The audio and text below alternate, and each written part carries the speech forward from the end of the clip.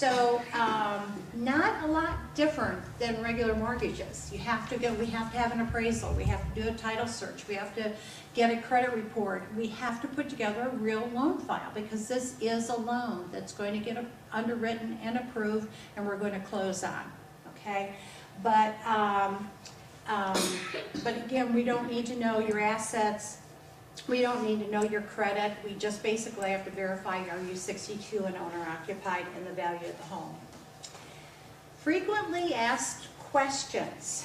One of those questions is, can I be forced to sell my home if the money I owe on the loan exceeds the value of my home? The answer is no. As long as you continue to occupy the property, even if you've spent every dime, even if we get upside down and we know that we're not going to have enough value in the home, as long as you reside in that home, the loan does not come due, okay? That's the key. My mortgage, I have to make my payments every month, right? And they have to be paid off in 30 years. You just have to live there. That's it. Are there restrictions on how you can use the reverse mortgage proceeds? No. If you want to take every dime and give it to charity, you could.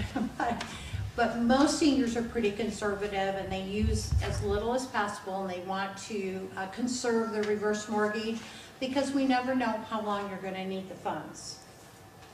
What if the value of my home increases during the mortgage term? No matter. It doesn't matter. What's owed is owed, what it sells for. So we did a reverse mortgage, and when we appraised your house to do the reverse mortgage, it was worth $150,000, and that's what we calculated with your age, the amount of money you're going to get, right?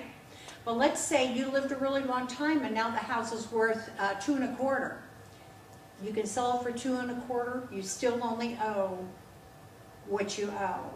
There's no equity sharing, meaning that you don't have to split the difference with us. Whatever you sell it for, pay off what you owe, and then you or your heirs get the monies over and above the payoff. Will received and reverse mortgage proceeds and monthly payments affect Social Security, Medicare, Medicare,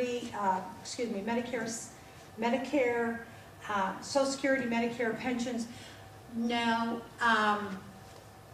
A reverse mortgage is not income, it's a loan. So it does not affect Social Security, it does not affect Medicare, it doesn't affect your pensions. The only thing it may affect would be if you were in a needs-based program like Medicaid or food stamps or some kind of a needs-based program where they look at your income. So we would need to look at that very carefully before we proceeded with anybody that's in a needs-based program. But the regular Social Security, Medicare, pensions would not affect. What if I decide I sell my house? Absolutely. Get your realtor, sell it, pay off the reverse mortgage to the proceeds over and above. It is your home. You never lose title to it. As long as you keep your property taxes paid and your insurance in effect, then you just almost don't even know you have a reverse mortgage because there is no payback or monthly payment. Okay. Secure financial independence and peace of mind with a reverse mortgage. At this point, I'm going to open it up to questions. Yes. Would someone such as yourself work to assist someone to sell a home in another state?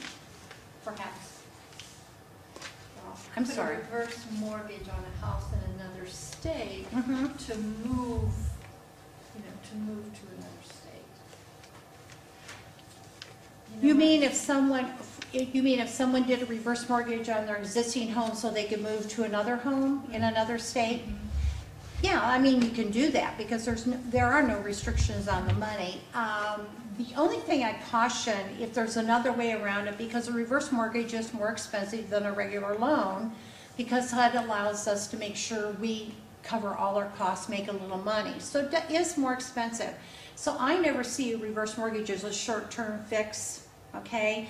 To me, it's a long-term solution. But I tell my clients, if you are in a situation where you absolutely need money, you know, you can do it. It's just that we would want to talk about long-term, short-term